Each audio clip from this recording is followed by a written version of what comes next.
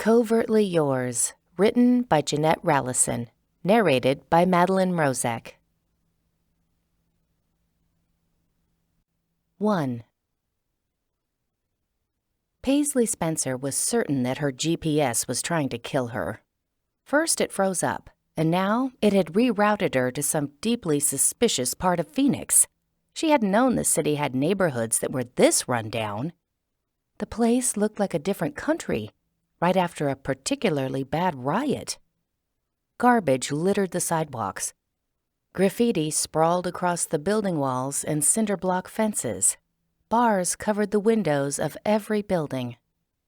She slowed, coming to a red light. Shouldn't her phone be giving her directions? Had it frozen again? She glanced at it. The thing was dark. The battery couldn't have died already. She tapped the screen, perhaps with too much frustration, and definitely with a strong desire to fling it at something hard. The phone remained black. She restarted it. Still nothing. Great.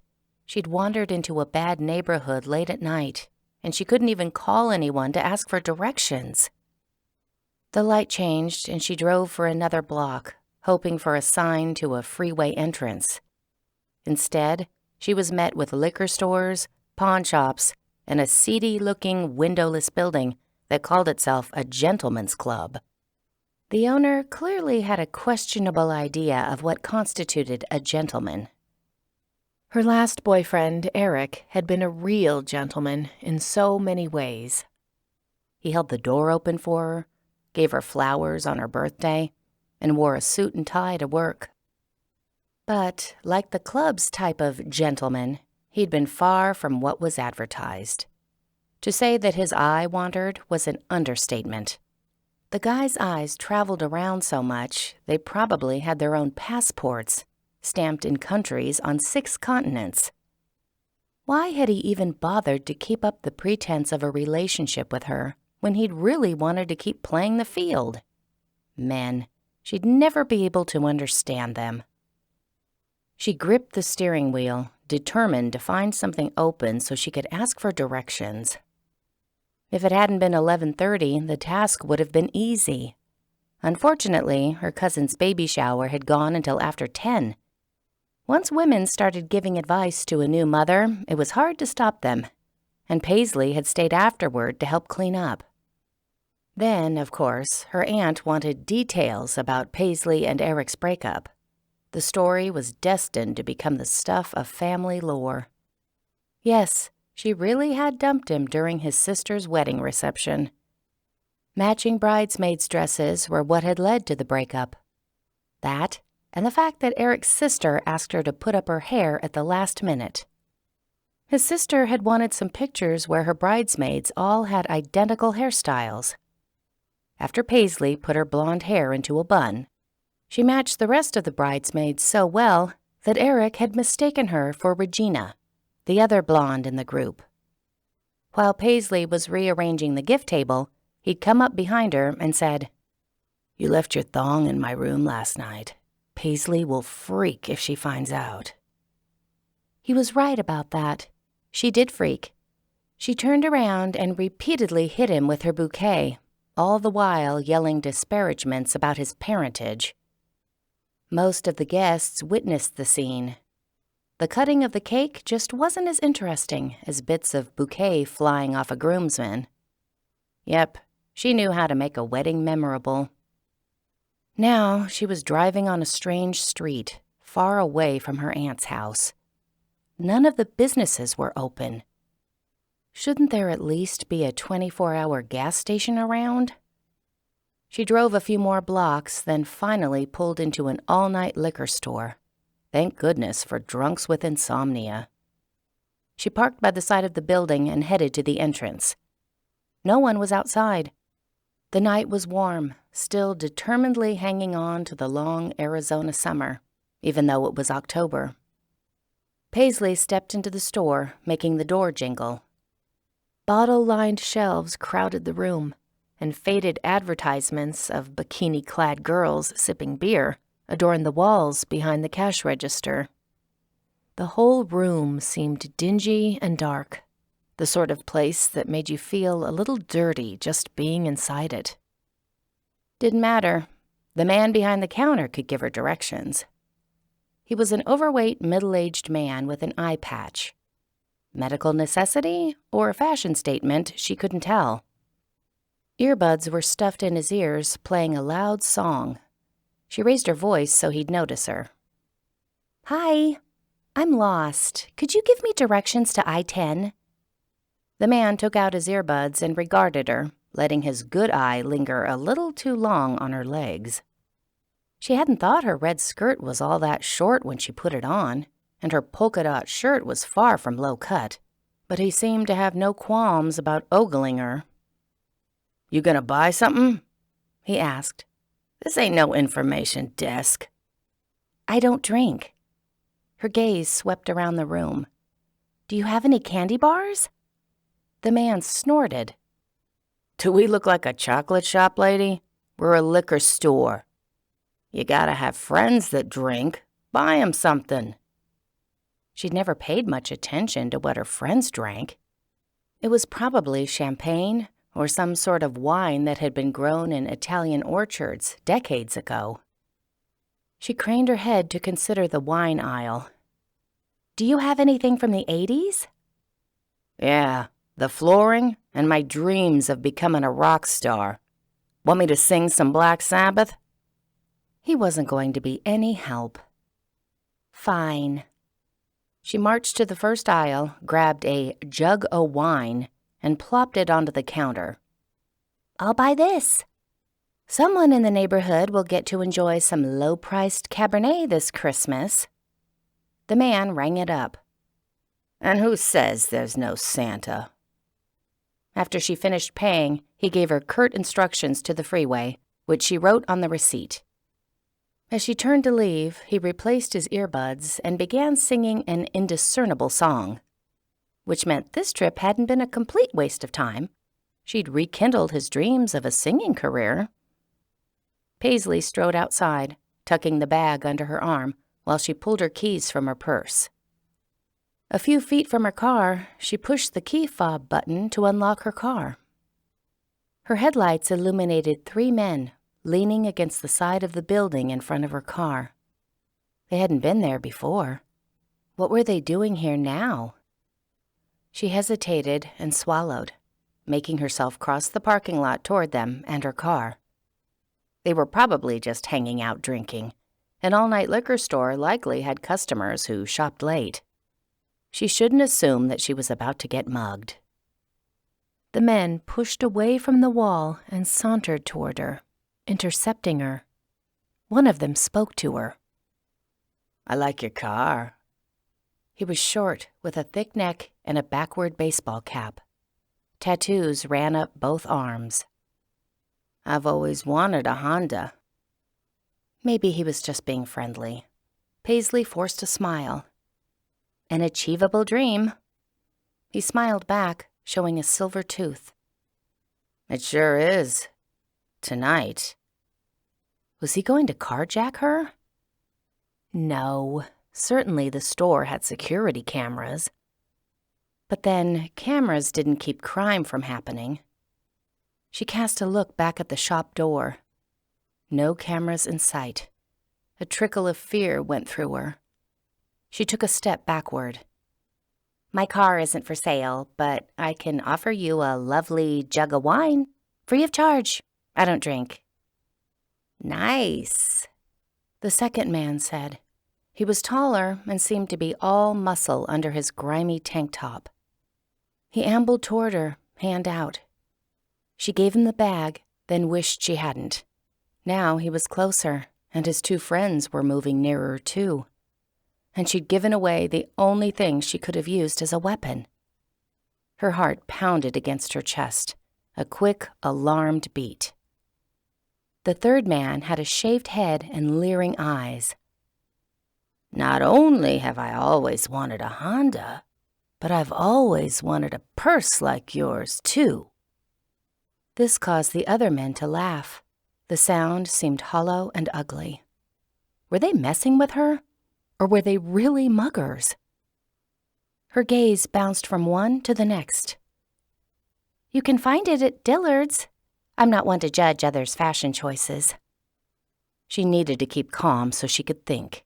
If she screamed, would the store clerk hear her? And if he heard her, would he do anything to help?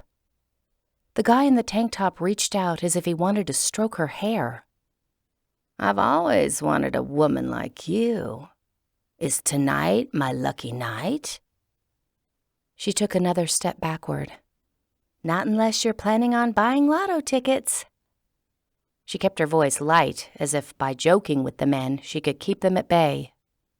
You didn't attack a person who was joking with you. "I'm taken." She was taken by the idea of getting out of here any way she could. Baseball cap guy moved toward her side, a jeering smile spreading across his lips. "Ask if he's happy to see you, or if he's got a gun in his pocket." Tank top guy patted a bulge where his shirt covered his pocket. "Right now, I'm happy to see your wallet. But I'd be just as happy to see you in the back seat of your car." Paisley's mouth went dry. This could quickly become worse than a mugging. Much, much worse. 2. Paisley grasped her purse, not in defiance, but in shock. Did the man actually have a gun? Should she make a run for the store anyway? Before she could, baseball cap guy grabbed her arm. His grip bit into her arm, making her wince. He smelled of liquor and cigarette smoke, of nightmares. The other two drew closer. She opened her mouth to scream, but already knew it wouldn't be loud enough. Panic was constricting her throat. "Hey, Roxy!" a man across the street yelled. "Wait up! I'm coming!" She wasn't Roxy and didn't recognize his voice, but any interruption was welcome. Her scream hitched in her throat and wavered between a stutter and a gasp. The men turned to glance at the stranger. She was almost able to pull her arm away from the baseball cap guy. "Hey!" the new man called as he ran across the street. "She's cool. She's with me." He was tall, with wavy brown hair, tanned skin, and an athlete's build. He wore beat-up jeans and a white t-shirt, average clothing that he managed to make look better than average. Paisley had never seen him before. Baseball cap guy loosened his grip on her arm, but didn't let go. None of the men stepped away from her. They just eyed the newcomer suspiciously. She couldn't tell whether the men were friends, acquaintances, or strangers. Should she try to fight the thugs, or wait to see how things played out with the stranger? She couldn't fight them all. She waited. The new man reached them, hardly out of breath from his run. He was probably about her age, mid-20s. His hair was on the long side, and a few days' growth darkened his chin. He had high cheekbones and strong, straight features. Handsome, if you were into the gangster look. As his gaze went over Paisley, she waited for his look of confusion, followed by an admission that he'd mistaken her for someone else. But his eyes showed nothing but recognition. "Yo, Roxy, it's okay. These guys are just messing with you. They don't mean no harm." He strode up to the group, took her hand, and pulled her toward him. She had no idea who he was. And if he was friends with these guys, he most likely couldn't be trusted. But she still went with him. He seemed to be trying to help her, which made him the safer option. The bald man narrowed his eyes. "You saying this chick right here is your woman?" "Yeah." The new man kept hold of her hand. "We were meeting here 'cause she was getting drinks for Deuce's party."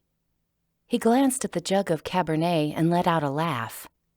"Although, I can't say I blame you for getting mad at her for bringing that." He shook his head. "Babe, I told you that you should let me choose the booze." "Sorry," she croaked. Fear made it hard to speak or think coherently. The guy in the tank top pointed to her with a suspicious air. Girlfriend here says she doesn't drink. Why's she going to Deuces? Her rescuer tugged her close and laughed as if it were a ridiculous question. What? You saying a woman has to be drunk to want to be with me? I'm taking her to meet my friends, and you're making a great impression. He slung his arm around Paisley's shoulder as though it were the most natural thing in the world. Smiling, he turned to her.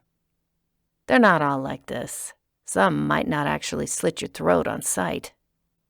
She probably should have responded to that with a laugh or something, but all she could do was gulp.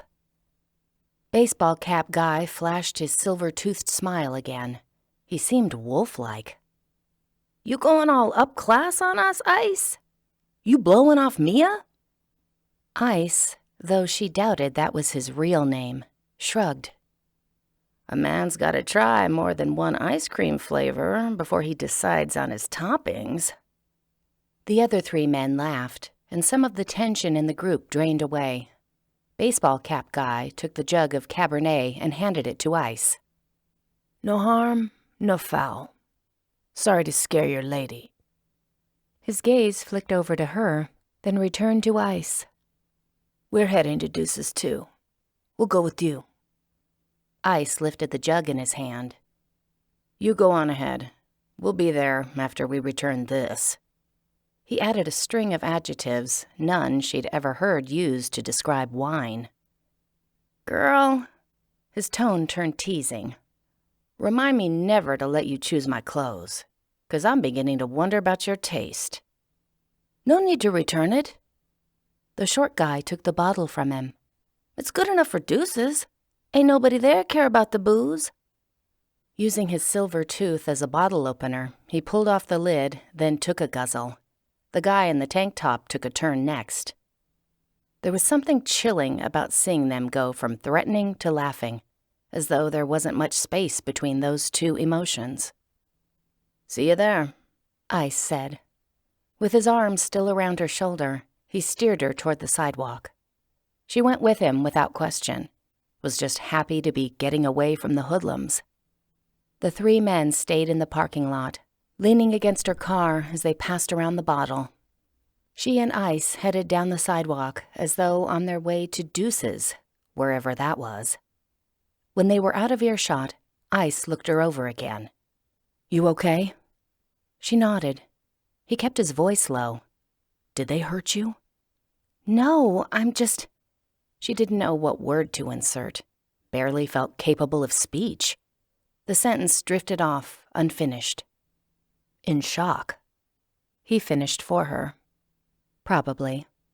Her breaths were coming too fast, and she trembled all over, unable to think straight. She was staring at the street in front of them, but none of the surroundings were registering. Just keep walking with me, he said.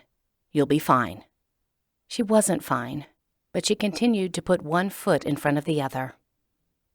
The guy in the tank top said he had a gun.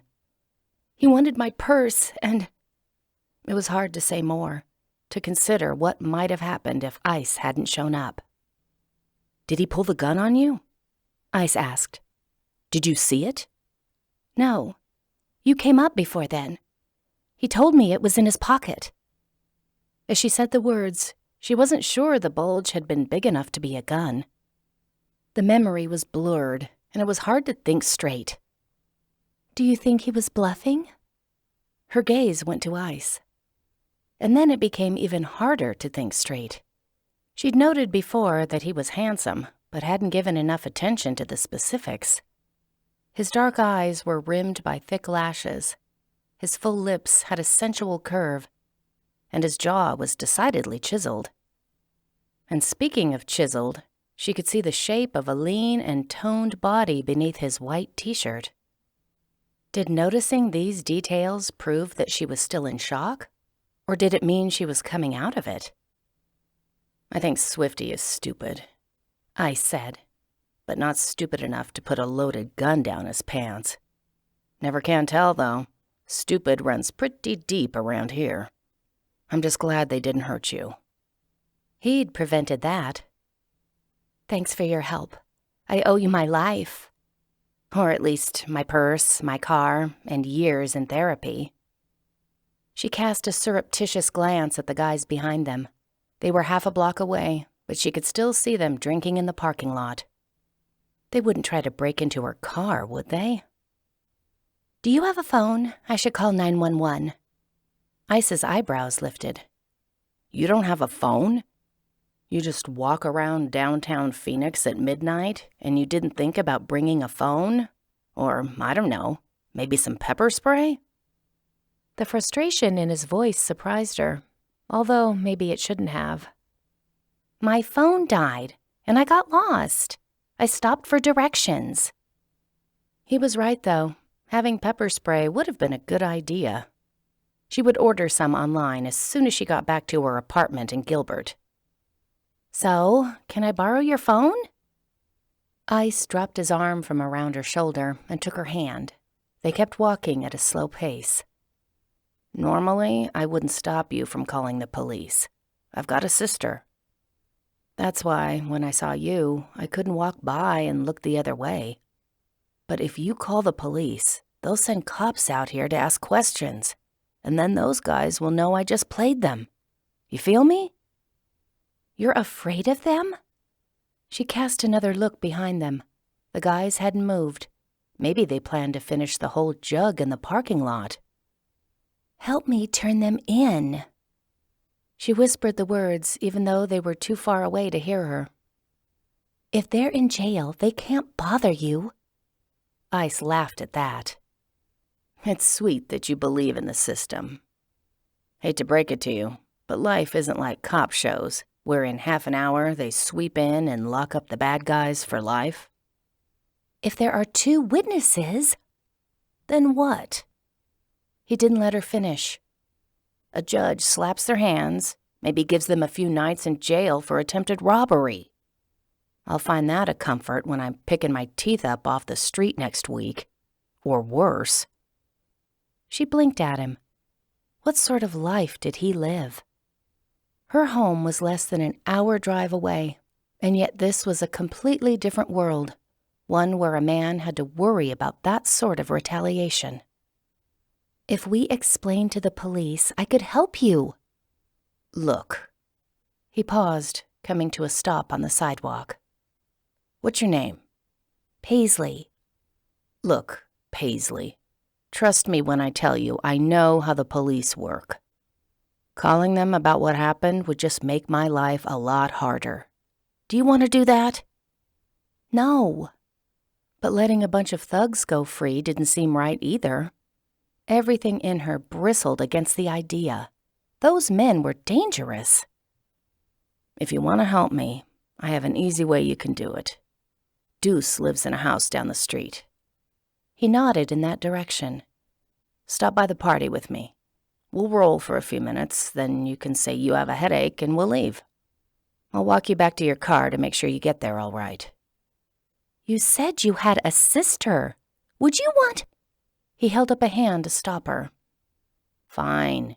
You can give me your number, and we'll talk about reporting the guys tomorrow. That was probably the best concession she could get from him right now. She'd work on convincing him to see her point of view later. Okay. He took her hand again, and the two continued down the sidewalk, past discarded syringes and empty beer cans. Then she thought about what she'd just agreed to. Wait, what sort of party is this? Probably not the sort you're used to. Her pace slowed. I don't really want to end this night by getting arrested. Me either. We won't stay long enough for that. I don't know. Going to a party with a stranger in a sketchy part of town seemed like a bad idea. But what other option did she have? She couldn't go back to the parking lot while the 3 thugs were still there. She could borrow Ice's phone and call an Uber to pick her up from somewhere else. But then how would she get her car home? Would it be safe if she left it overnight at the liquor store? Perhaps briefly going to a party and then walking back to her car with this guy was for the best. I'll make sure you're okay." He gave her hand a gentle squeeze. "I didn't let anyone hurt you back at the liquor store. I won't let anyone hurt you at Deuce's." He had protected her. She owed him for that. "All right," she relented. "Just for a few minutes." Dry grass lined a strip of land between the sidewalk and a cinder block wall. Bits of trash were caught among the weeds. The entire place seemed completely unkempt. She became acutely aware of Ice's hand wrapped around hers. The gesture was just for show, and yet she found it comforting anyway. Her father had always said you could judge a man by his handshake. She could say the same thing about the way a man held a woman's hand. Ice's grip was just right, strong and firm. Half the time when Eric had held her hand, his grasp had been limp, like he wasn't sure he really wanted to hold on to her. "I don't even know your name," she said. "Sure you do. It's Ice." "That's not your real name. No one names their baby Ice." He grinned, showing a set of straight white teeth. "Says the girl named Paisley. Who names their kid after a design? Good thing I dubbed you Roxy and gave you a respectable name." "Right.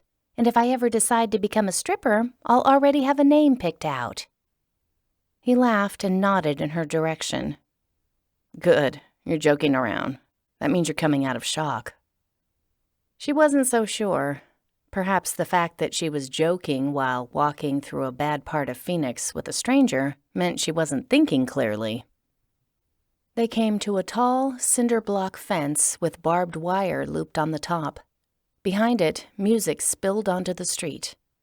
Ice stepped up to a metal gate, knocked, and called, "Ice is here."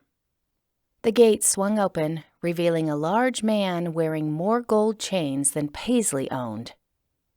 "Yo."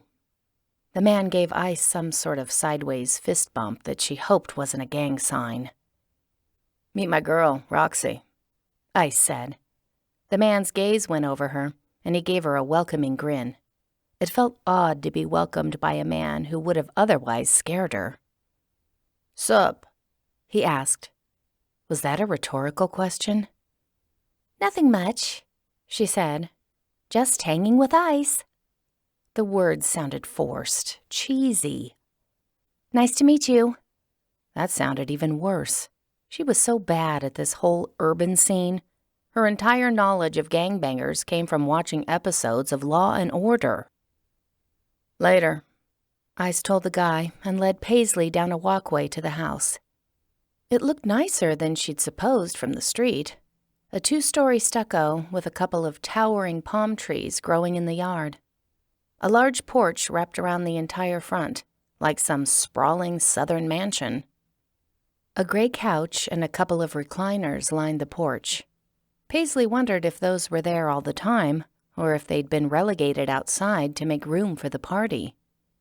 As she and Ice strolled toward the house, she whispered, "I don't know how to act."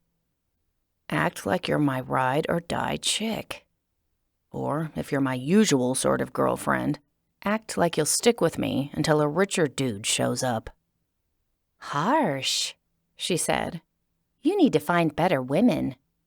"Don't I know it?" I sauntered to the couch and sat down. The porch light near the door was dim, making everything on the porch shadowy. "Let's chill here. When the boys from the liquor store come, they'll see us together." Right. That was the whole point of her crashing this party. She sat beside Ice, then realized that the space between them was too large for them to be considered a believable couple. She scooted in, leaned toward him, and kept her voice low. "I'm guessing this is how close your girlfriends sit. You know, until a richer dude shows up." He put his hand over hers, folding his fingers underneath her palm. "I better keep hold of you then. Tons of guys at this party got more cash than me." She doubted he had to worry about finding interested women. Not with his looks. Those dark eyes and square jaw made him every woman's fantasy of a bad boy. What did he think of her? Did bad boys ever fantasize about dating good girls? She pulled her gaze away from him and made it circle the porch. She shouldn't have those sorts of thoughts about a guy like Ice. The two of them had nothing in common. What would Eric think if he saw her curled up next to someone like this? She could picture her ex in his suit and tie, lip curled in a sneer at anyone so decidedly below him. But that had been one of the problems with Eric. He cared too much about appearances, had been too hung up about money and social strata. She wasn't like that, was she? She was keenly aware of the details that made up Ice, the way his eyes seemed to take in everything, the calluses on his palm that rested against her skin, his deep, even breaths. She found herself leaning even closer than before. Really, why do people call you Ice? The corner of his mouth quirked up. Why do you think? It isn't because you have a cold heart, is it? Nah. He shook his head. Latin blood flows through my veins. We have so much heat, we sizzle. She could believe in the sizzle. Paisley tilted her head, considering him. Please tell me you didn't get the name because you put people on ice. He mocked an offended huff. Are you saying I look like the violent type? No. He certainly looked like a man who could hold his own, a little bit dangerous. The vibe was more than his muscular build. It was the confident way he moved, the way he held his head up, unafraid. She pressed her lips together in imitation of concentration. Is the name because you're a fan of Frozen? Now you're just being insulting. You work as a freezer repairman? Nope. I frame houses when I can get the work. Manual labor. She should have guessed that from the muscles in his arms. I've got it. They call you Ice because you're cooler than everyone else. Close. It's because I'm chill. Ah, she said. That was my next guess. A man and a woman came around the side of the porch, arms looped together. He had tattoos all the way up his neck, and she wore a halter top and barely there shorts. Even though the woman was clearly with the man, she still sent Ice a hungry look. Her gaze flicked to Paisley with distaste, then the couple wandered inside. Yet another sign that Paisley didn't fit in here. What sort of women was Ice used to? Women like the one that just went by? The thugs at the parking lot had said something about a woman named Mia. Almost of their own accord, Paisley's fingers shifted, intertwining with Ice's so she was more firmly holding his hand. Who's Mia? Just someone I know. Not a girlfriend? I mean, am I messing up your love life with this charade? Don't worry about it. Mia isn't really my type. Oh. Paisley probably shouldn't have felt relieved by that answer, but did anyway. What is your type? That sounded wrong. Too flirtatious. You don't have to answer. I'm just making small talk because I'm nervous. He shrugged, unbothered by the question. I'm not sure what my type is. That's probably also why I'm single. So far, all I've done is find out what my type isn't. And what isn't your type? Players and cheaters. That's something we have in common. We could drink to our exes, except we don't have glasses, and I don't drink. Want me to get you a soda? He leaned forward, about to get up. I'm sure Deuce has something you could have. She tightened her grip on his hand. Don't go. I'm not thirsty. Okay. He leaned back into the couch and cast a glance toward the gate. Another group of people had come in, but not the guys from the liquor store. She settled on the couch beside him, her leg edged against his. My phone number is 480-883-8763. His gaze returned to her, questioning. She realized how her words must have sounded. I'm not hitting on you. You said that you wanted my number so we could talk about, those guys." He smiled, seemed to be reading more into her words than she'd intended to reveal. Was she so transparent? Right.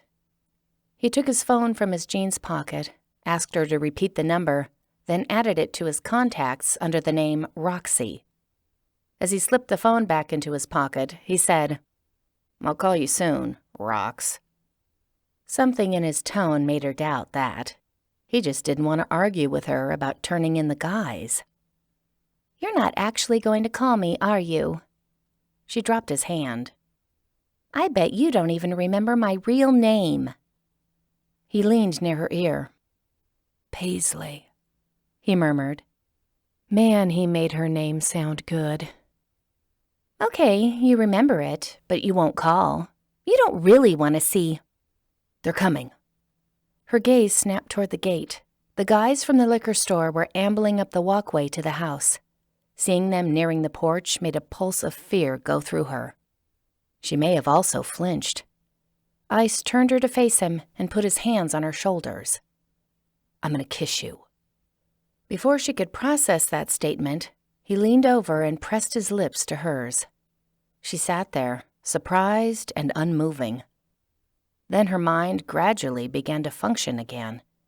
The hoodlums had nearly reached them, and she'd just been talking about turning them in. No wonder Ice wanted to shut her up. If she was going to look like a credible girlfriend, she ought to do something besides sit there, frozen. She shut her eyes, wound her arms around his neck, and kissed him back, tenderly, eagerly, the way a damsel in distress would kiss the knight who'd saved her. Granted, he was a bad boy knight, but a knight nonetheless.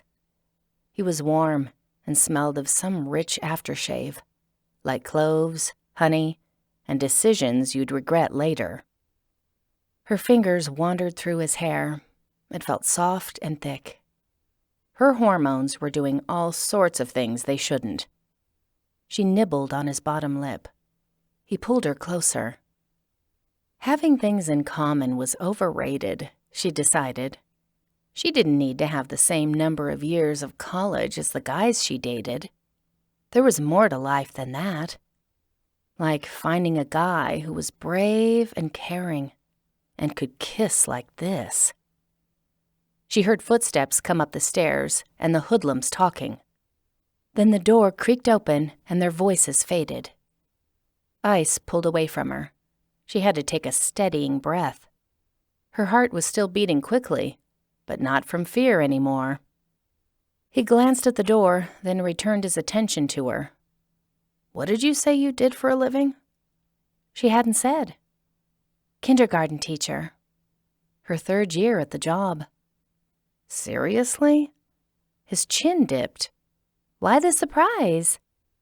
She nudged him with her knee. "Don't I look capable of teaching the alphabet?" He looked more than surprised, though. He looked flustered. "No, it just seems incongruous." Incongruous? Not a word the average homie used. Ice was smarter than he let on. "What seems incongruous?" A smile played at the edges of his mouth. "A kindergarten teacher, and the way you just kissed me." "Oh." She fought a blush. Perhaps she'd gotten too carried away. He leaned back against the couch. "Anyway, thanks for your help with those guys. Hopefully our act was convincing." "I thought it was very convincing." He grinned again. She liked seeing him smile. It made him seem so relatable, as though they weren't from completely different worlds.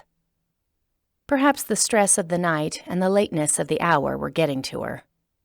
Perhaps his brown eyes and chiseled jaw had stolen some of her sense. Whatever the reason, she snuggled into the crook of his arm. And there was nothing pretend in the motion. He was warm, and the feel of his arm around her was comforting. He might have saved her life tonight. She owed him something for that. His life here in this place, it couldn't be good. Not with crime and drugs everywhere. Not with men around like the ones she'd met at the liquor store. "If you want," she whispered, "I can help you get away from those men." And away from this place. Her father owned a couple high-end restaurants in Scottsdale. Surely he could find work for Ice. Her dad would help if she explained how Ice had rescued her. Ice cocked his head, perhaps more amused than interested. How would you do that? "I can get you a job in Scottsdale and even help you find a place to stay. Somewhere safe. She would pay his first month's rent if needed." "A job?" he repeated.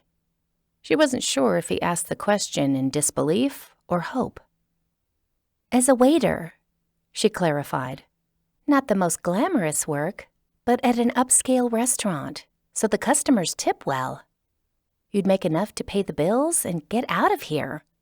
All you'd need is a little training." He shook his head, definitely in disbelief. "How you gonna arrange that?" "I know the owner." "And you think that's enough to get me hired in some fancy restaurant?"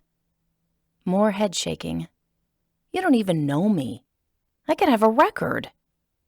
"Actually, I was sort of assuming you did." He laughed, but the sound wasn't bitter, just entertained. "You're either idealistic or too young to know how the world works. You think some manager is going to hire me just because you asked him to?" "The restaurant is my dad's." He nodded knowingly. Young and idealistic. He shifted on the couch to better see her. "If you bring me home tonight and tell your daddy that you know nothing about me, except I'm a gangbanger who needs a place to live and some money, he's not going to give me a job. He's going to give me a 3-second warning to get out of his house." "You're not giving my father enough credit." Her dad wouldn't chase Ice out of the house, although, granted, he'd probably be less than thrilled with the situation. Ice pressed his lips together. "In this imaginary scenario, are we telling your father that we spent part of the night kissing? Because I think that detail would influence his reaction." "I don't know," she said. "In this scenario, did we kiss once just so I'd look like your girlfriend?" His eyebrows lifted. "Are you saying you'd kiss me again?" What did the lift of his eyebrows mean? Was he surprised? Intrigued? Interested, perhaps?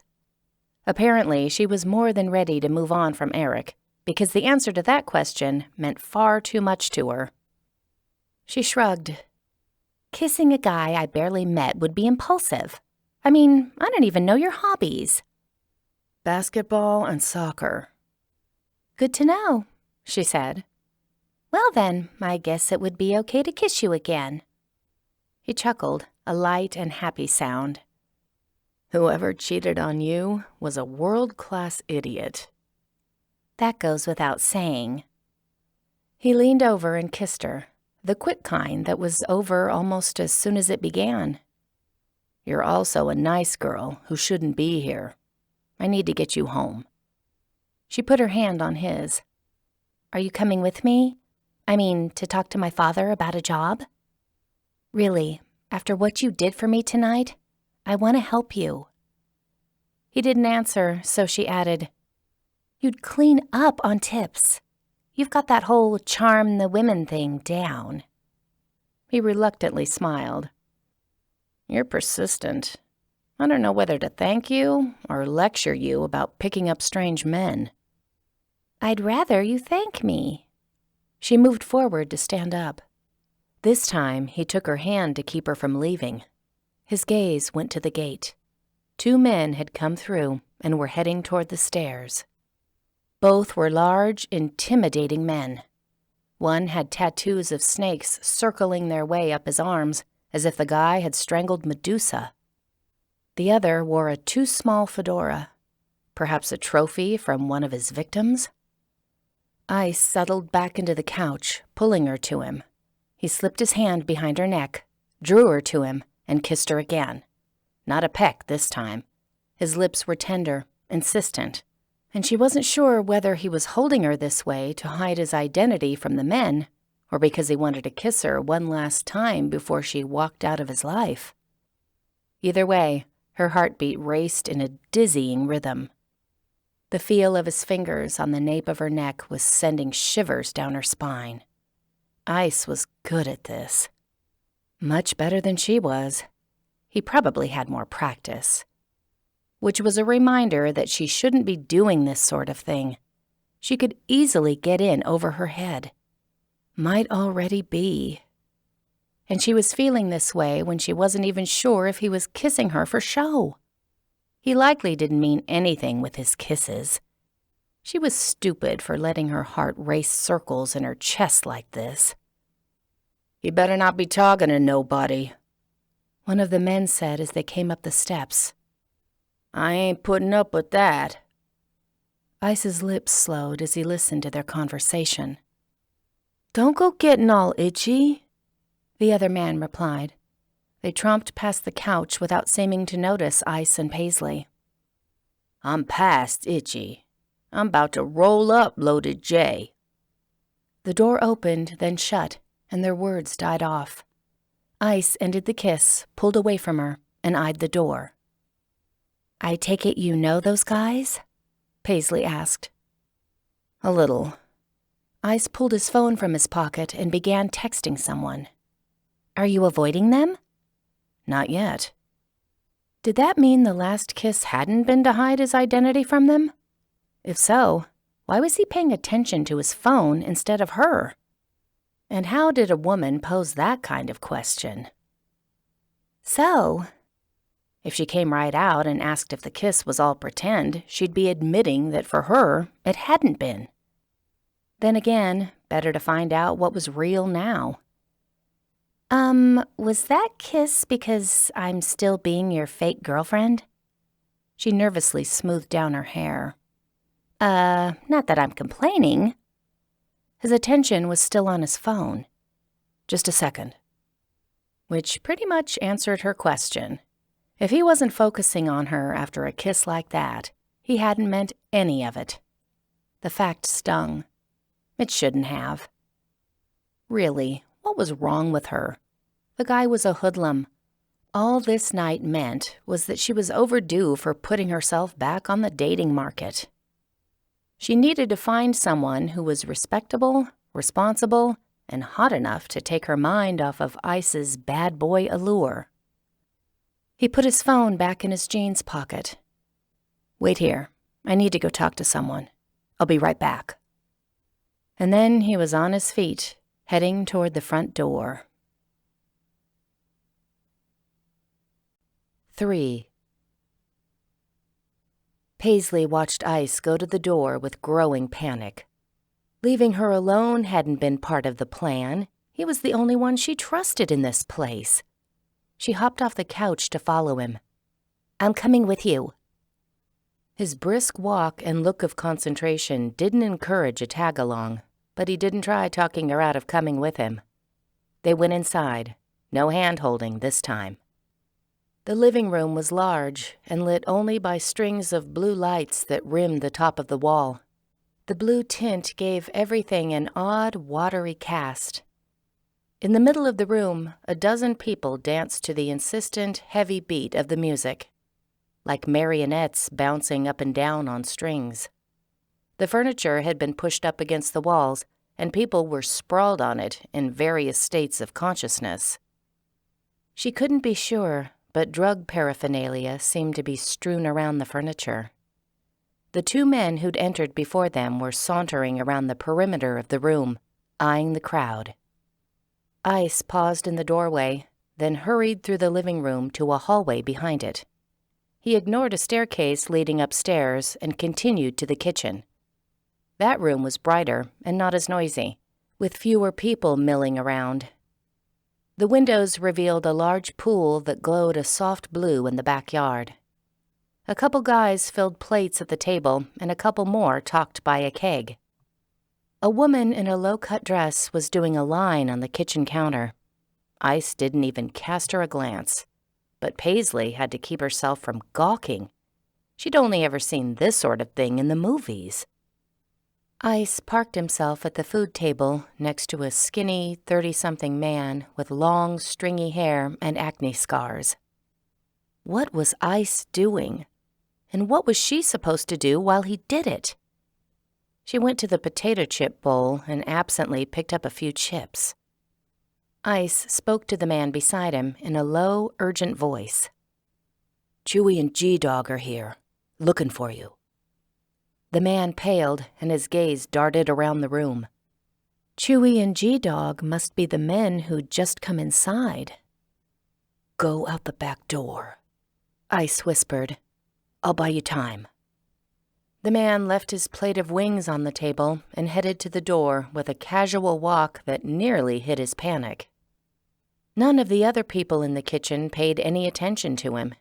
In seconds, he'd slipped soundlessly outside. Paisley edged around the table to talk to Ice, still clutching her potato chips. "Who was that?" she whispered. Before he could answer, the two men, Chewy and G-Dog, strolled into the kitchen and scanned the area. "Yo, anyone see Loaded J?" the man with the fedora asked. Oh, Loaded J was one of those quaint gang names. When the two men had walked past her on the porch and one of them had said he was going to roll up some Loaded J, she'd thought he was referring to a type of drink. Apparently, it was a threat. She nibbled on a potato chip so she wouldn't be expected to say anything. A guy standing at the keg peered around the room. "He was just here." Ice took one of the wings from Loaded J's abandoned plate and bit into it. "He went upstairs to chill with some chick. Might be hard to find." "We'll find him," the man with the snake tattoos said, and they turned and stalked out of the kitchen. Ice waited until they were gone, then took Paisley's hand and pulled her toward the hall that led to the living room. "Now I'm avoiding those men. What are they going to do?" Ice made a shushing noise and peered into the hallway. Chewy and G-Dog were tromping up the stairs. Ice paused in the doorway, waiting for them to disappear. "I need to get you out of here," he whispered. "Might not be pretty when they don't find him." And what would they do if they discovered that Ice had lied to them? He couldn't avoid trouble forever. In the short time she'd known Ice, he'd put his neck on the line to help other people twice. And in her case, for someone he didn't even know. Eventually, the gang would make him pay for that sort of thing. "Come with me," she said. "You'll end up dead if you stay around here." "Nah," he said. "I trust my luck." As they stepped into the hallway, a voice behind them called out, "Hey, G-Dog, I found your snitch." Paisley glanced over her shoulder to see two burly men hauling Loaded J into the kitchen. One of them was the man with all the chains who'd let Ice and her into the party. G-Dog and Chewy came bounding down the stairs. They were both huffing, not from exertion, but from anger. Paisley and Ice were trapped between the two groups. Her mouth went dry. So much for Ice's luck. "He ran when he saw me," Gold Chain Man said, then tisked. "Mistakes, mistakes." Loaded J shook his head, trembling all over. "I ain't done nothing wrong, G-Dog." He spoke to the guy in the fedora. "You know I'm your man. I ain't done nothing." "Then why you run?" G-Dog barked. He pushed past Paisley and Ice, shooting Ice a glare. Chewy placed himself in front of the way to the living room, arms folded, to make it clear no one was going anywhere. His large jaw was clenched tight. Maybe he got the name Chewy because he chewed people up and spat out their remains. "Why you run?" G-Dog repeated, louder. Loaded J became nearly limp with fear. "I didn't know who he was. He was chasing me, man. Could have been anyone." G-Dog scowled with disgust and balled his hands into fists. he was going to do something horrible to Loaded J. And he knew Ice had tried to help the guy. What would he do to Ice? To her? No wonder Ice had been so unwilling to help her turn in the men at the liquor store. He knew this sort of thing could happen to him. Was there a way to extricate herself and Ice from this situation? She couldn't think of one, could barely think of anything. Beside her, Ice stood motionless and expressionless. The only sign that he felt any tension was the grip on her hand. Every few seconds, his fingers twitched. "You forcing me to do this," G-Dog said, stepping closer to Loaded J. "You the one who drew first blood. And when someone cuts me, I gotta cut 'em back." Fast and hard, he pounded his fist into Loaded J's stomach. The man let out a cry and doubled over. Paisley's hand flew to her mouth, stifling a gasp. Loaded J let out short, pained moans. His hair hung around his face, covering most of it, but he peered up at G-Dog, eyes asking for pity. "Please let it be over," Paisley thought. "Let that be all the retaliation he takes." She shrank back, wanting to put as much space as she could between her and the violence. G-Dog shook his head. "Time to make an example of what happens when someone cuts me." He motioned to the man with the chains. "Get a chair and tie him to it." G-Dog reached into his pocket and took out a switchblade. He brought it to his lips and licked it.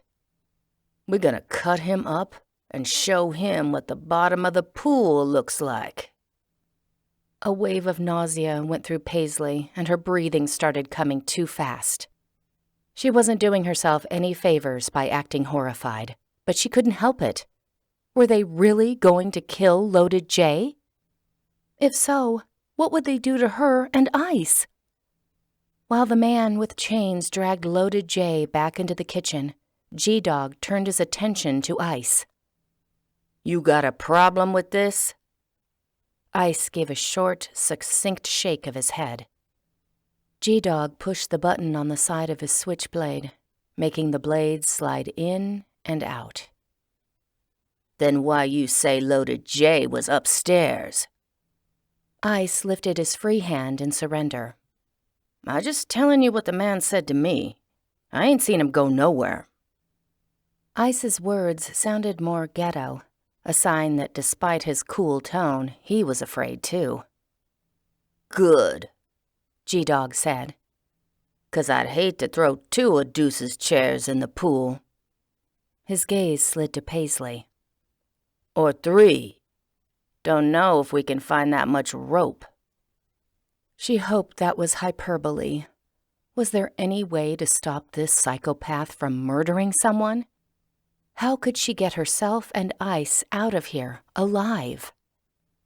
Ice kept his hand raised in surrender, as if waiting to see what would happen next. Every muscle of his seemed tense, poised. She'd been wrong to think he was afraid. Even though his hand was raised, a hard defiance was an expression. He was poised not to run, but to fight. G-Dog's gaze went over Paisley, and his eyes narrowed on her purse. "Gimme that." She didn't understand what he wanted. Surely he wasn't taking this moment to mug her. "What?" she asked. He swore and held out his hand impatiently. "Your purse. I'm making sure you ain't gonna call anyone till I tell you that you can go." If he saw her license, he'd know that her name wasn't Roxy. Could she pretend it was a nickname? She slowly handed over her purse. "My phone is dead." Maybe when he saw it didn't work, he'd return her purse without looking at her ID. G-Dog handed the purse to one of the burly men who'd brought Loaded J inside. "Check this." As the man opened her purse, a noise came from the front of the house, a noise that wasn't quite drowned out by the music. The sound of footsteps and exclamations mixed together. People were moving, shouting. coming this direction. Someone near the hall yelled, "Cops!" The police had come? She'd never been so glad to hear a word in her life. The police were busting the party. She'd be rescued. G-Dog swore, clenching his knife like he wanted to throw it. Loaded J must have called him. No one commented about that.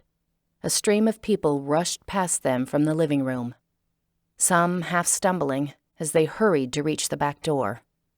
G-Dog and Chewy exchanged a worried look, then, without a word, joined them, disappearing among the fleeing crowd.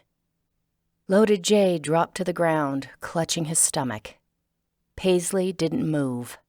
Ice didn't either. The house was quickly emptying. The fact that G-Dog's henchman had disappeared while carrying her purse only vaguely registered in her mind. "Won't do any good to run," Ice told her, as though she'd been considering it. "By the time cops pull up front, they'll have the back covered." Fine with her. She could stand here, trembling, and wait for the police to rescue them. 4. As far as rescues went, it wasn't quite what Paisley had expected. She'd somehow thought that as soon as the policemen saw her standing there calmly, they'd know she hadn't been involved with anything illegal. She was clearly out of place here, sober, untattooed, and wearing normal clothes, an innocent bystander. Once she was cleared, she could vouch for Ice. But when the cops stormed inside, they never gave her a chance to explain, let alone vouch for anyone. They swarmed in, guns poised, and yelled for everyone to lie face down on the floor. Despite repeated protests on her part that she didn't even drink, let alone take drugs, they ignored her request for a breathalyzer or field sobriety test. In short, they weren't in the mood for conversation. With her face pressed against the remains of discarded chips that had been ground into the carpet, an officer cuffed and searched her. Since she didn't have any ID, he told her she had to go down to the station so they could fingerprint her and verify her identity. They had to make sure she didn't have any outstanding warrants.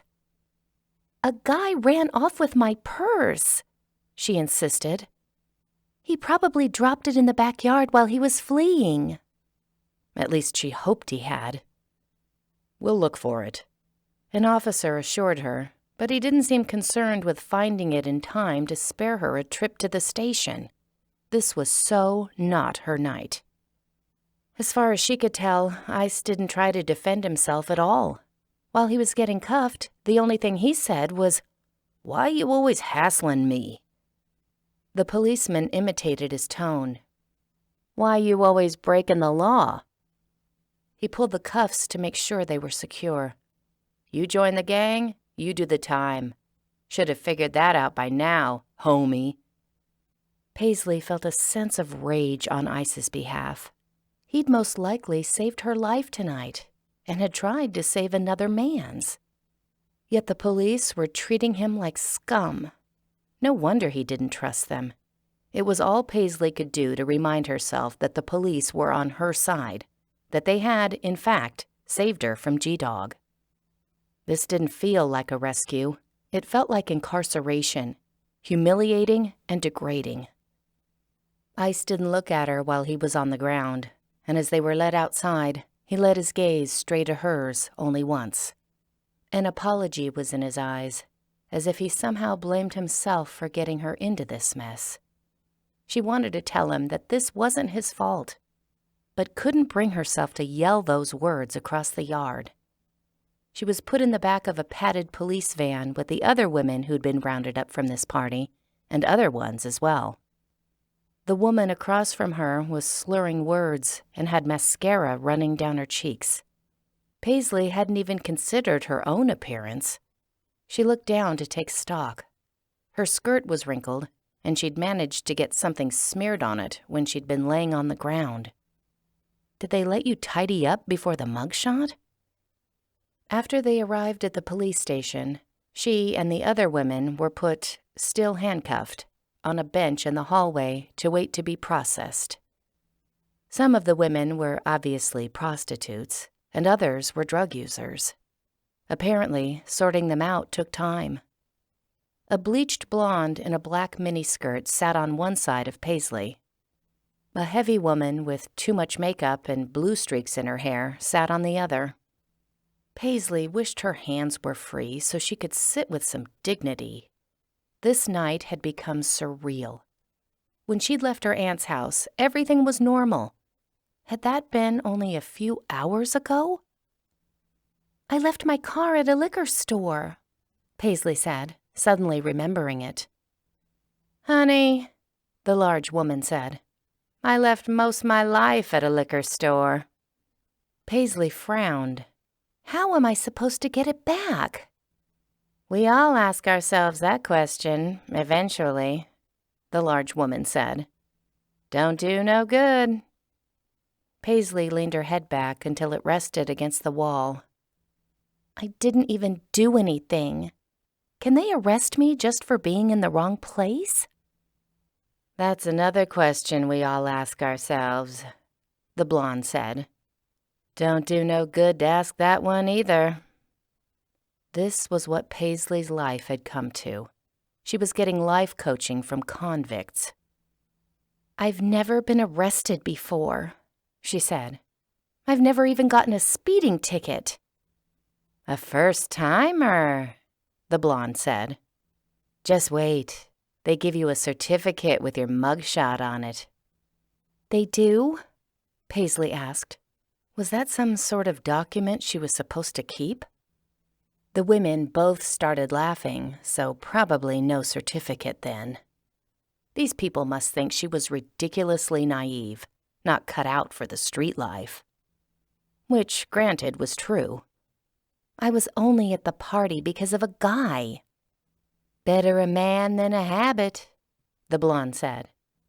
"Sometimes men are both," the large woman said. "I've had more than one man who was a bad habit." The blonde bobbed her chin at Paisley. "Was he worth it? Winding up here?" Paisley thought about the first moment she'd seen Ice striding across the street to help her. Then she thought about how he'd kissed her. Her insides fluttered with warmth. "Actually, yeah, I think so."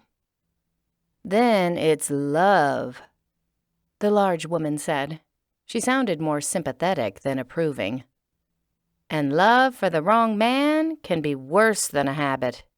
Here's what you should do. When you go to the liquor store for your car, you might as well load it up with the hard stuff, 'cause you're gonna need plenty of it."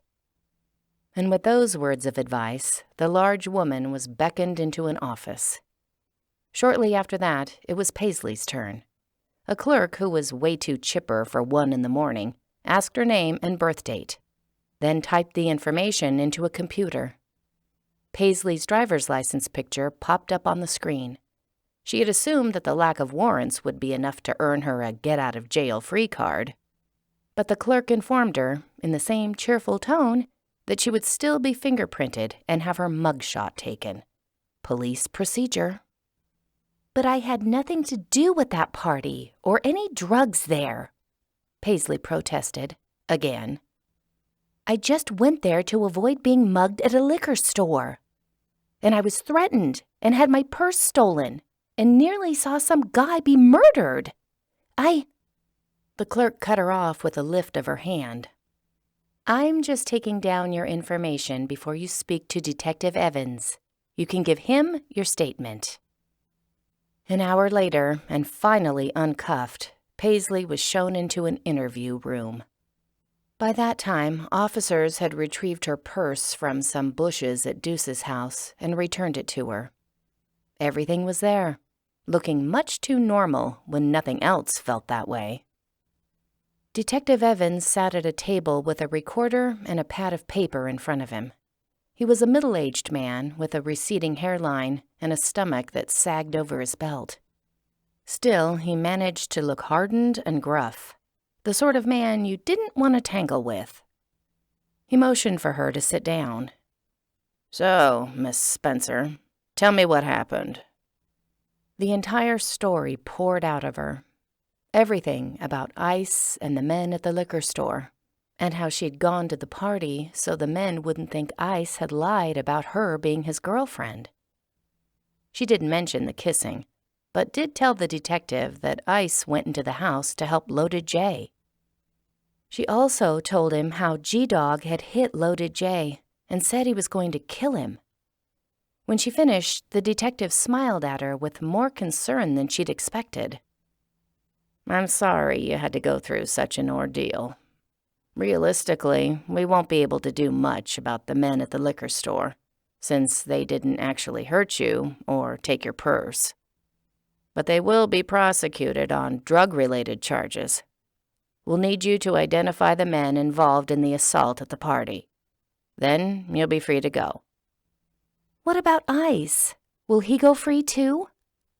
Detective Evans shifted some papers on the table into a pile. "I'm not at liberty to discuss other cases." He looked down at the papers, not at her. That wasn't nearly the reassurance she wanted. But he's part of the same case. He witnessed G-Dog's attack too. He might be too afraid to testify, unless you offer him protection. You can do that, right? "If Ice offers up testimony, then we'll consider it. But I believe your testimony will be enough to corroborate the victim's story." Detective Evans's brusque dismissal didn't bode well for Ice getting any sort of consideration, let alone protection. "I don't think you understand.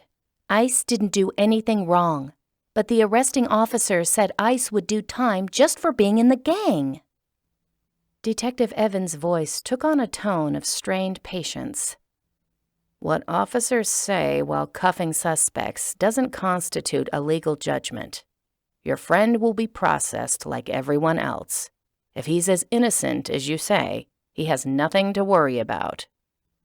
Paisley scowled in frustration. This wasn't justice. It was business as usual. They'd already decided Ice wasn't worth helping. Detective Evans gave her a tight smile. "Really? I don't think you need to worry." A sinking feeling took hold of Paisley's stomach and wouldn't leave. "That's the point. I don't have to worry because I didn't grow up on the street. I haven't had to prove my loyalty to gang leaders who'd kill me if I crossed them. You can't judge Ice for the things he's done. He's a good person. He didn't even know me before tonight, but he put his neck on the line to help me." "Miss Spencer," Detective Evans began, with evident frustration. She sat back in her seat. "I demand to see him." "What?" the detective asked in disbelief. She folded her arms, more determined now. "He's here somewhere. I'm not leaving the station until I see him. If he needs to hire a lawyer, I want to help." The detective shifted in his seat. "I'm sure you know how this works. If he needs a lawyer and can't afford one, one will be appointed for him by the court." Paisley shook her head. "A public defender isn't good enough. He needs a lawyer who'll believe he's innocent and fight for him." The detective pressed his lips together and folded his hands on top of the table. "Well, you've managed to insult both our police force and the justice system. Do you have any other opinions you'd like to share before you leave?" Her face flushed. She hadn't meant to insult anyone. But she didn't leave. "I'm not going anywhere until I see Ice." She wasn't the type to flout the law, and even as she said the words, she imagined her parents' incredulity at having to drive down here and post bail for her insurrection. Yeah, this was going to be a story that lived on in family lore. Didn't matter. She had to take a stand. The detective took a deep breath, the kind that said he didn't get paid enough to deal with this sort of thing. "You're tired and not thinking clearly. I understand that. You've been through a lot, and it's late. but a police station is a very bad place to test trespassing laws." Emotion was welling in her, making her unreasonable, and she didn't like it. Her hands clenched at her sides. "Why can't I see him?" "For one thing, you don't even know his real name. None of the men we brought in tonight have ID with their gang names on them. I have no way of knowing which one goes by Ice." She realized then how very little her story and her vouching for Ice meant. All along, the detective hadn't known who she was talking about, and he hadn't asked. He didn't care. "I'll point him out to you." "You're not his family," Detective Evans said, less patiently. "You don't have any rights to make demands on his behalf." "I'm his girlfriend," she tried. The detective tilted his chin in a patronizing fashion. She shifted in her seat. "Well, okay, his fake girlfriend." "Unfortunately, the court doesn't recognize the rights of fake girlfriends." Detective Evans stood, stretching his shoulders. "Look, I'm going to let you think about your position while I go get some coffee. We'll talk when I get back." He picked up the recorder, flipped it off, and ambled out of the room. She slumped in her chair and glared at the cameras perched in the top corners of the room. This whole interview was undoubtedly being filmed. If she did anything illegal, they'd have proof of it. And what could she do besides refuse to leave? They would just throw her out, or worse, arrest her for trespassing. Still, she couldn't abandon Ice to a system that didn't care about him. She owed him more than that. 15 minutes later, the detective ambled back into his office, dropped the stack of papers onto his desk, and adjusted himself in his chair. "I trust you've had time to think about your position?" "Yes." She forced more confidence into her voice than she felt. "You can force me to leave your office, but don't underestimate my tenacity. If you don't let me speak to him, I'm going straight to the media. I'll tell them about the brave man who saved me, and who tried to save another man, and how the police treated him like a criminal instead of a hero. Do you really want that sort of publicity, detective? Riots sometimes happen after this sort of thing, don't they?" Detective Evans tapped the end of his pencil against the table and let out an irritated sigh. "Miss Spencer, I'm going to have an officer bring in photos of suspects. After you identify the ones involved in the attack, you can continue this conversation with her." He got up and left. A few minutes later, a woman with a blonde ponytail came in, carrying a book with photos. Her name tag read Lion. She set the book down in front of Paisley, with instructions to check the boxes under the pictures of the men who'd been involved in Loaded J's assault. Finding G-Dog and Chewy wasn't hard. Paisley also checked the boxes for the men who'd dragged Loaded J inside. She'd just finished when the door opened again, and Ice stepped in. She expected to see a police officer behind him, but no one else appeared. He gave her a hesitant smile. Officer Lyon swept her hand in his direction. "This is Officer Garcia from our undercover unit. I believe you've met?" "Undercover," Paisley repeated. The word filled her with relief. He wouldn't be arrested and unjustly charged after all. She didn't have to go to the media to fight for him. But the next moment, the word brought a wave of embarrassment and pain. She'd wondered how much of his kiss was an act. Turned out, all of it was. His entire persona was an act. And expressing her real concern for him, offering to help him escape from his troubled life, had only made her look ridiculous. No doubt he'd been laughing at how she'd thrown herself at him, She must look like she had a thing for criminal types. Ice. Paisley kept her tone light.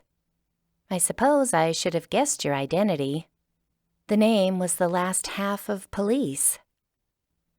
My name is Vicente, he explained. It's spelled with an I-C-E. Vicente. It fit him, strong with a passionate flair. He looked so calm and confident standing there, in his element. She was suddenly self-conscious of her messy hair and rumpled skirt. Officer Lyon gave Paisley a confidential smile. Actually, the ladies in the squad gave him the name Ice. It's the shortened version of I.C., the initials for eye candy. I starts with an E, he said, as though it was a point he'd made before. True, Officer Lyon said. But EC doesn't sound as cool. She winked at him and headed to the door. I'll let you two have a few minutes alone. She slipped out of the room, shutting the door softly behind her. Paisley folded her arms. I was worried sick about you, you know. I spent the last 30 minutes demanding to see you. Yeah, I know. Vicente rubbed his chin. I give you high marks for trying to blackmail Evans. But now you know why he didn't want me to have special treatment. If the media draws attention to me or starts looking into my background, well, let's just say it wouldn't help me do my job. Every trace of his ghetto slang was gone, shed now that the pretense was over. The police arrested you as part of your cover? He shrugged. All in a day's work. The casual way he said it irked her. She'd just had the most traumatic day of her life. Another thought occurred to her. You could have arrested those guys at the liquor store when they first went after me. That also wouldn't have helped with my cover. You have to understand, we've been trying to get something on G-Dog for months. The liquor store guys are small fry. So anything that happened to her was what? Inconsequential? If you had arrested the thugs at the liquor store, I wouldn't have had to go to that party, or see a man beaten, or worry I was going to end up tied to a chair at the bottom of the pool. Vicente's brown eyes turned apologetic. I didn't think G-Dog was going to threaten you. I wouldn't have brought you anywhere near the place if I'd known what was going to happen there. Did you know the police were coming? I'm the one who called them. Loaded J was our informant. When I heard G-Dog and Chewy talking on the porch, I knew he was in trouble. She must not have looked mollified because Vicente held up his hands. Look, I'm sorry I dragged you into all of that. I really did think we'd just spend a few minutes at the party, then I'd walk you back to your car, and that would be the end of it. The end of it. So she had only been an unimportant prop in his charade.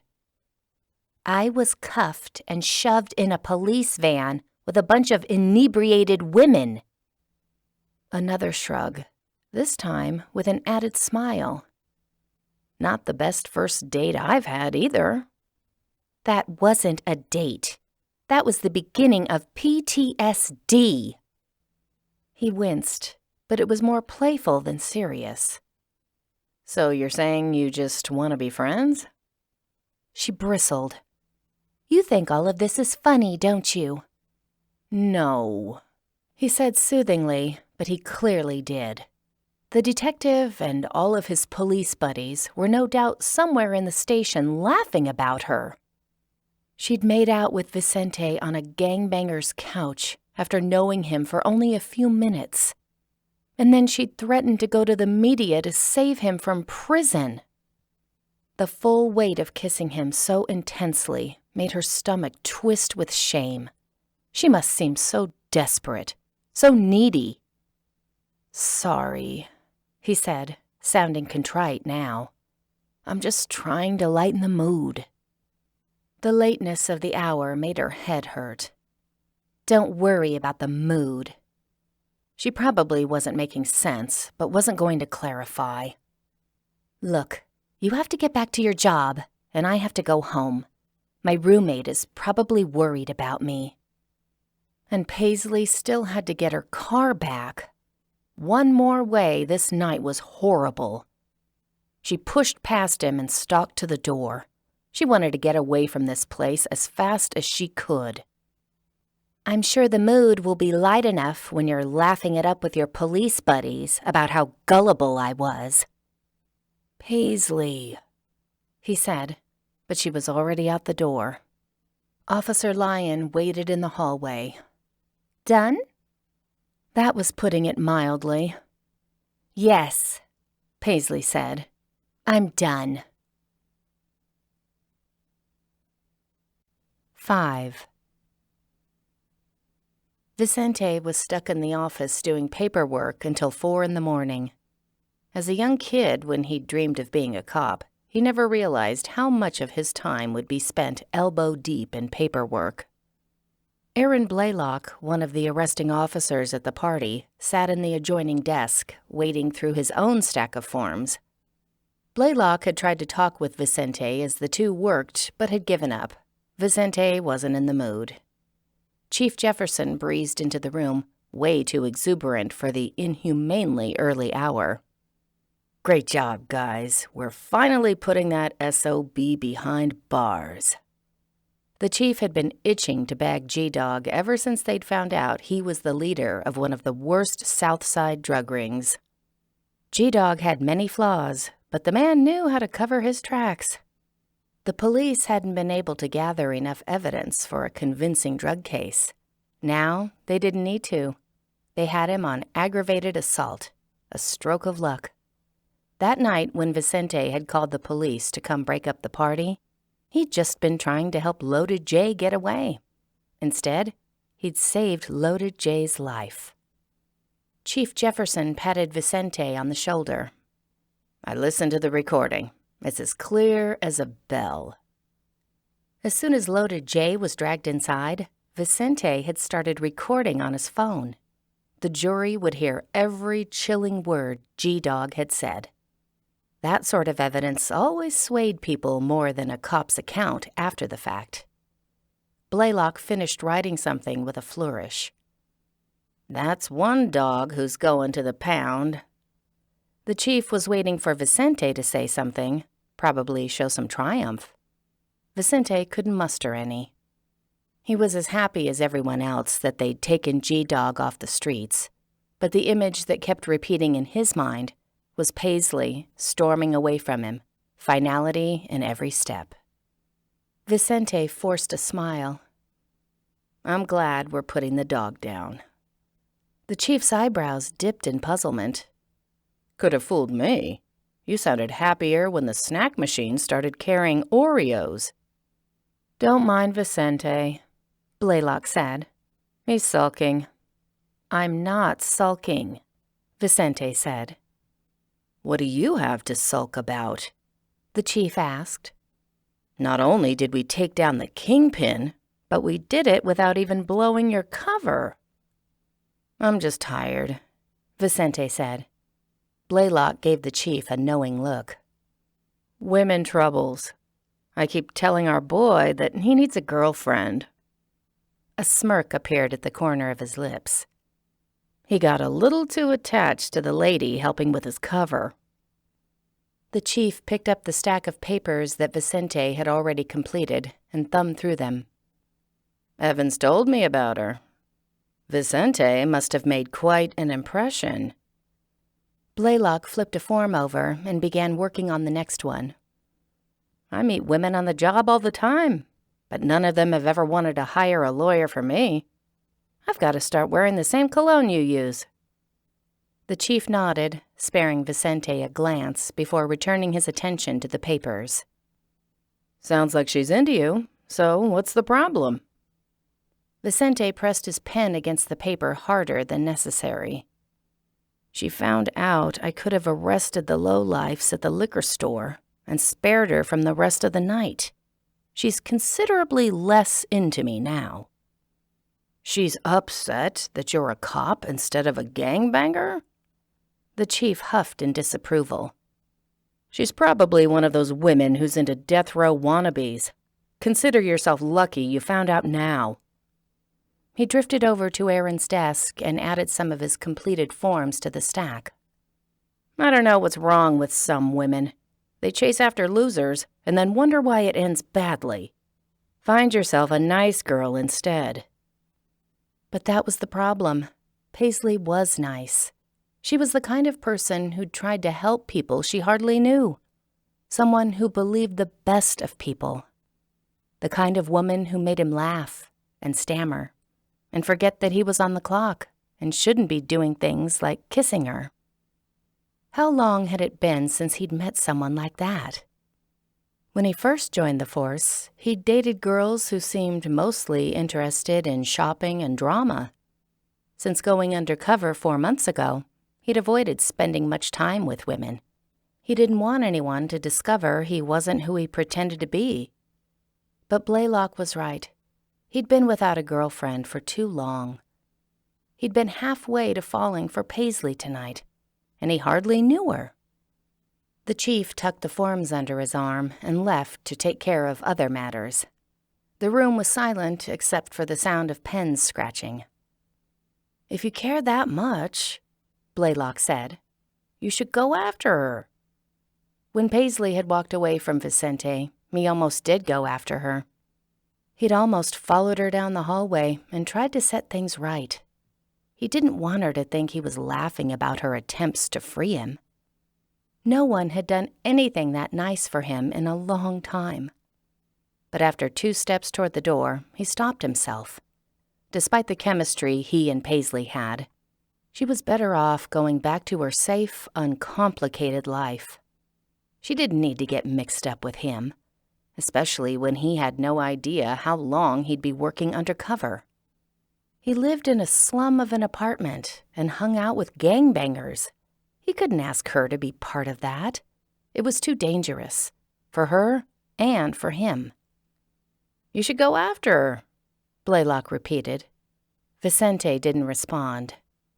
"At least call her," Blaylock said. "She did give you her phone number." Vicente shook his head.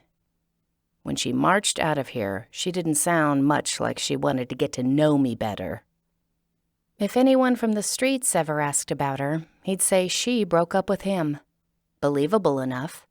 Between getting threatened by G-Dog and hauled to a police station, most women would find reason enough to break things off with a guy. Blaylock waved away his protest. "She'll cool down once the handcuff imprints fade." That was one way to put it. "If you don't call her," Blaylock added, "you know you'll regret it." Probably true. Okay, definitely true. "Fine," Vicente said. "I'll call her." 6. On Sunday, Paisley had never been quite as thankful that church started at 1 in the afternoon. She hadn't made it home last night until after 4. She'd taken an Uber from the police station to the liquor store in order to pick up her car. When she finally arrived at her apartment, her roommate Carolyn insisted on a rundown of what had happened. Carolyn had come home late from a date, and when Paisley wasn't in the apartment, had called her multiple times, which hadn't done any good because Paisley's phone was broken. Even after she plugged it in at home, the screen stayed dark, a fitting ending to the ordeal of last night. So, not much sleep. During church, Paisley had a hard time keeping her mind on the service. Her thoughts continually returned to memories of last night. The liquor store, Vicente rescuing her, kissing, the party, kissing, G-Dog's threats, kissing. Perhaps her mind spent inordinate amounts of time reflecting on the feel of Vicente's lips, especially considering she was in church. But really, what had been going through his mind when he'd kissed her like that? Had it all been for his cover? If so, the man was dedicated to his job. Then again, perhaps he'd been amused by her willingness and was happy to play along.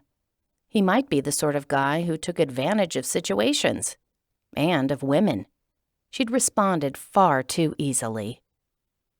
Well, she couldn't blame herself that much. She'd been in shock. People did all kinds of things that were out of character when they were in shock, like shiver, forget things, and apparently kiss men they barely knew. Life would return to normal again. Her thoughts would settle down. Eventually. While everyone shuffled out of the chapel after church, Paisley found herself walking by the pastor's wife, Mrs. Mellor. Her daughter Rachel was in Paisley's kindergarten class, so they frequently talked after services. Today, Rachel was holding on to her mother's hand, swinging it. She waved excitedly at Paisley. "Miss Spencer," she chimed. "I did all of my reading practice." "Good job," Paisley told her. Mrs. Mellor squeezed her daughter's hand. "She's always so eager to do homework like the big kids." "That's great," Paisley said, then to Mrs. Mellor added, "Enjoy it while it lasts." Mrs. Mellor laughed. "Don't I know it?" She continued to stroll with Paisley through the foyer toward the large glass doors at the side of the church. "So, how has your weekend been?" That was a loaded question. Answering it would be too complicated during a walk to the parking lot. Besides, it probably wouldn't be best to disclose details about being dragged into the police station while in front of one of her pupils. "Eventful," Paisley settled on. "How about yours?" "Saturdays are always eventful at our house." They'd reached the outer doors. Rachel tugged on her mother's hand. "Look, Mommy, a police car." Paisley's gaze swung to the parking lot. A squad car waited outside, front and center, as curious people filed by to their vehicles. Paisley winced, and then wondered if she'd have that reaction every time she saw a random policeman. How long did it take to properly repress a memory? The officer behind the wheel glanced at the crowd coming from the church. He was in his 20s with short, cropped brown hair. "Can I go talk to the policeman?" Rachel asked, bouncing on the balls of her feet. "I'm sure he's busy, honey," Mrs. Mellor said. "He probably just parked here to do some paperwork or something." That was most likely the case. Paisley had no reason to feel jumpy or expectant. She followed Mrs. Mellor and Rachel out the chapel door, pulling her keys from her purse. As soon as the police officer saw Paisley, he got out of his car and strode up the walkway to intercept her. Not a good sign. "Miss Spencer?" It wasn't a question. It was a summons. "I'm Officer Blaylock. Can I speak to you for a few minutes?" Rachel's mouth dropped open. "Are you going to put her in jail?" "Of course not," Paisley said. And then, because Mrs. Mellor was staring at the officer with a worried expression, she added, "I was part of a crime scene last night. I'm sure that's all he wants to talk to me about." "Yes, that's all," the police officer agreed. The worry in Mrs. Mellor's expression didn't change. "I wasn't the one committing the crime," Paisley clarified. "I was just a witness, or almost a victim, depending on which crime he wants to talk about." "There was more than one?" Mrs. Mellor's eyes remained wide. "When you said your Saturday was eventful, you clearly left out a few details." Lots of details. The pastor's wife didn't need to know about her stint lip-locked with a bad boy turned undercover cop. Mrs. Mellor's gaze swept over Paisley as though checking for injuries. "Are you okay?" "I'm fine, really." Mrs. Mellor kept a grip on Rachel's hand to keep her from wandering toward the police car. If you need anything, you give me a call. Paisley might need absolution for the thoughts she'd had while on the couch with Vicente, but she wasn't going to call anyone about that. Mrs. Mellor gave Paisley a supportive smile, then headed toward her minivan, pulling Rachel with her. The little girl looked over her shoulder and yelled, "Please don't take Miss Spencer to jail. She's my teacher." Great. That had probably been loud enough for half the congregation to hear.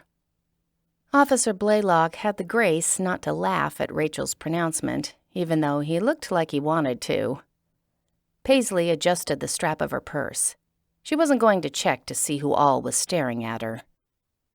"How did you know I was here?" "I stopped by your residence first. Your roommate told me where to find you." Good thing Paisley had told Carolyn about what happened last night, or her roommate would have wondered why the police were trying to track her down. "What did you want to ask?" Officer Blaylock considered the people streaming out of the church. "Could we drive to the park down the street? Talking in a less crowded place would be easier." "Sure." Paisley wouldn't mind getting away from the passing stares. "I'll follow you in my car." A couple of minutes later, they reached a neighborhood park. It was empty, except for a man sitting on one of the benches with his back to them.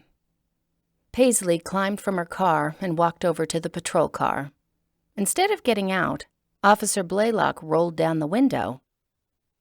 "If you don't mind, that's the officer you really should be talking to." He gestured to the man on a bench. Without saying more, he rolled up his window and drove away. Her heartbeat ratcheted up. She knew who the man was before he stood up and turned toward her. Vicente wore faded blue jeans and a plain olive t-shirt. His hair wasn't as mussed as it had been last night, but her memory hadn't exaggerated the appeal of his looks. Those brown eyes and square jaw were every bit as captivating as she remembered. Chocolate brown eyes. Probably just as addictive as chocolate as well.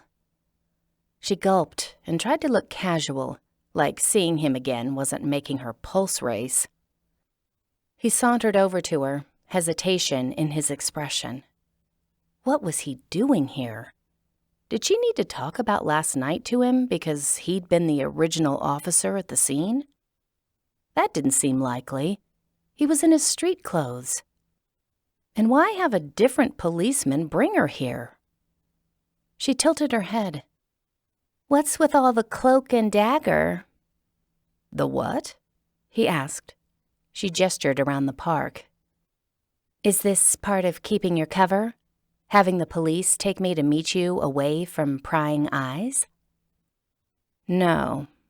It's part of my apology." He didn't seem to know what to do with his hands, and finally dropped them to his sides. "I had to tell you again that I'm sorry I brought you into a dangerous situation. Also, no one at the station was laughing at you for trying to save me from a life of crime, especially me. Everyone admired your intentions. We wish more people cared about doing the right thing." He hesitated, and his voice went soft. "It was really sweet of you." "Oh." She felt a rush of relief, of pleasure. The memories of her time at the police station shifted, became less humiliating. The rest of the officers probably hadn't been making Roxy jokes. "I appreciate you telling me that." Had he come all this way to apologize? No, he must need to talk to her about the case. Still, the way he was looking at her so intently, as if her opinion mattered, smoothed away some of the kinks that had been twisting in her stomach since last night. Vicente stepped closer. "I also wanted to tell you I appreciated the way you went to deuces with me. Not every woman would be willing to be my fake girlfriend. Most women would. Many, in fact, who already had boyfriends." Paisley bit her bottom lip as though contemplating his words. So, are you saying that I'm special? Or that I'm easy? No, yes. He swallowed and began again. No to easy, yes to special. The fact that he sounded flustered made her smile. Anyway, he continued, thanks for going to the party and... He rolled his hand in the air as he searched for the right word. Making out with you like an easy person would? She supplied. A special person, he emphasized. I would say any time, but that would have the wrong connotation. He put his hands in his pockets. I should have stopped at a simple thank you. Really, I didn't mean to imply anything else. I know. She was too quick to joke around, a nervous habit. She forced herself to sound more serious. I'm the one who should be thanking you for stepping in to save me at the liquor store. I shouldn't have snapped at you when I found out you were undercover. Facing down death makes me short-tempered sometimes. Vicente laughed, relaxing a little. Only sometimes? I'm not a pro at it like you. Right. Leave facing down death to the professionals. Gladly. Paisley couldn't help but notice how close they were standing. So, what do you need from me now? His eyebrows lifted a bit. What? Officer Blaylock said you had more questions about last night. Oh, right. Vicente rubbed the back of his neck. That. He seemed to be considering what to say next. I don't actually need more testimony. I just wanted to talk to you. Sorry about the police escort. That was Blaylock's idea. She hadn't thought Vicente would give her another thought after last night, but he'd taken the trouble to come all the way to Gilbert to see her? You just wanted to apologize? I tried texting and calling. I wasn't sure whether you didn't answer because your phone was broken or because you weren't speaking to me. Her insides warmed. He'd been trying to reach her. My phone is broken. Good, he said, then backtracked. Sorry about your phone. It's only good because otherwise I was gonna feel like a stalker. Vicente paused. I hope you didn't lose your pictures or anything. He ran a hand through his hair, then dropped his hands to his side again. I feel like I'm totally blowing this apology. Paisley grinned. Actually, I think it's going pretty well. Really? Because when I imagined it, the whole thing came out a lot more suave. How was it suave? That's the problem. I don't remember. He gave her a tentative look. But somewhere in all of it, you were going to tell me how awesome you think cops are. She nodded. I do think cops are awesome. Especially when they had broad shoulders like Vicente, and hair with just a little wave. Not that she was staring at him. Much. Good. This apology may be looking up then. She laughed, but didn't know what to say next. Were they done with the conversation? Had he come to do more than apologize? She wasn't sure how to ask and couldn't read the answer in his gaze. Vicente's eyes didn't leave hers, and his voice went soft. It wasn't just for my cover. What? You asked if I kissed you at the party just for my cover. I didn't. Paisley's cheeks warmed. They shouldn't have. After all, a few minutes ago, she'd been joking about kissing him. But he was looking at her so earnestly. There were all sorts of things in that gaze that made her blush. You're beautiful, kind, and make me laugh, he said. Each word lifted her, made her breath catch a little. If things were different, he went on, I'd like to see you again. If. So he didn't want to see her again. She hadn't realized that her hopes had risen so much until they plummeted painfully to the ground. Maybe she should have nodded like the rebuff didn't matter and kept her pride intact. Not every hot operative who makes out with you during a gang party wants a relationship. Lesson learned. Suck it up. Instead, she found herself saying, "What things would you need to be different?" As soon as she said the words, she wished she hadn't asked. You were supposed to let people off the hook when they gave you the "let's just be friends" line. Lesson apparently not learned. He gestured to himself.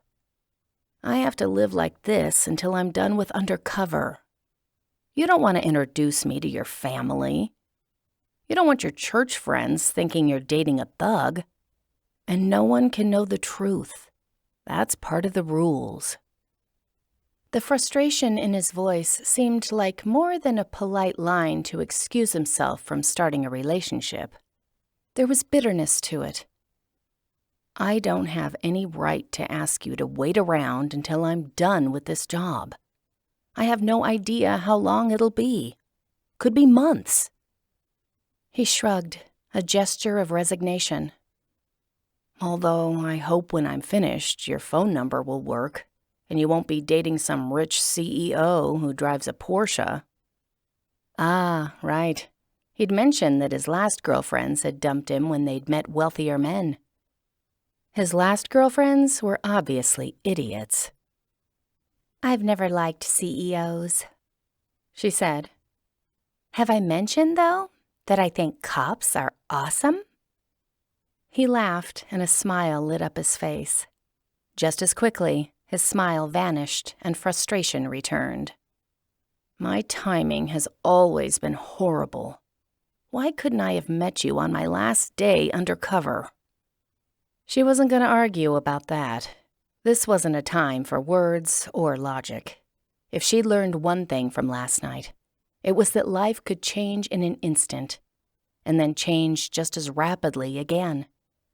Somewhere in all of that chaos, a person had to hold on to the things that mattered. She wanted to hold on to Vicente. She wanted it enough to be uncharacteristically forward. She stepped over, put her hands on his shoulders, and before she could talk herself out of it, she kissed him. Slowly, softly. Not a goodbye kiss. One to show that she wanted him. And hopefully, one that would prove he wanted her, too. He wasn't hard to convince. He wrapped his arms around her waist and kissed her back. He smelled of aftershave and possibilities. His lips moved against hers in a tender and intent way that made her pulse skitter. She liked the solid feel of leaning against his chest and the way he made her feel protected. After a few minutes, he lifted his head and sighed. You're not making this any easier to walk away from you. She kept her hands twined around his shoulders. Good. That's what I was going for. His hands tightened on her waist. The feel was distracting. So, what are we going to do about this? He asked. You already told your thug friends we were dating. I could go gangster. You know, just show up downtown wearing tacky clothes and a Roxy keychain. He stifled a laugh. I doubt you have any idea how to dress like a gangster. It involves tattoos, right? Granted, that is more of a commitment than I usually give an outfit. He shook his head. Don't change a thing about yourself. But I can show up downtown? No, he said. Too dangerous. She usually didn't kiss a guy on the first date. She and Vicente hadn't technically even been on a date, but still, she found herself leaning into him again. She teased his lips with hers. He resisted for a moment, then kissed her back.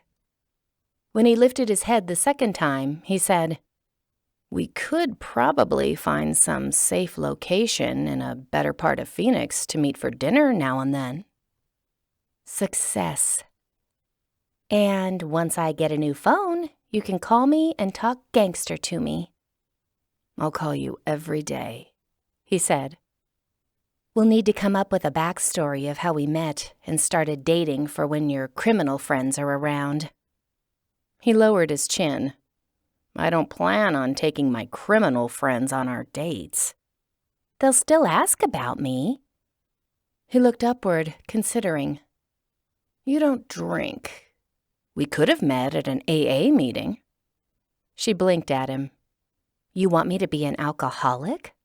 "Hey, you're dating a gangbanger. You clearly have some issues." Did the man have no concept of how handsome he was? "Maybe I just have bad judgment and a thing for hot bad boys."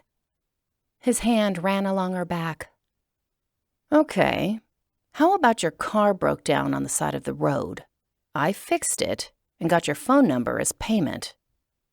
"And I was smitten at first sight." Close enough to the truth. Of course, for you to be a believable girlfriend, I'll have to find out a lot more about you than that background check I did on you revealed.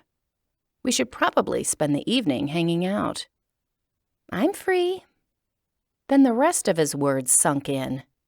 "Wait, you did a background check on me?" He grinned, showing a pair of dimples that made him look even more attractive. "Nah." He drew out the word. "I would never abuse my power that way." She pressed her lips together. "Would you abuse it by giving my ex extra speeding tickets? The guy totally deserves it, so it wouldn't really be harassment." Vicente cocked his head in mock surprise. "Maybe you'd get along with some of my criminal friends after all, Roxy." She laughed.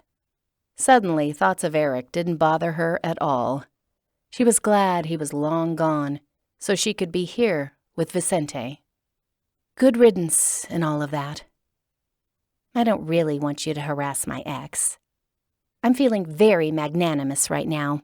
I think I'll even forgive my phone for dying and leaving me stranded downtown." "Your phone meant well," he agreed, and kissed her again. This wasn't such a bad way to spend the day, standing in the park, wrapped in his embrace. For the moment, she was covertly his. This has been Covertly Yours, written by Janette Rallison, narrated by Madeline Rozek. Copyright 2018 by Janette Rallison. Production copyright by Janette Rallison.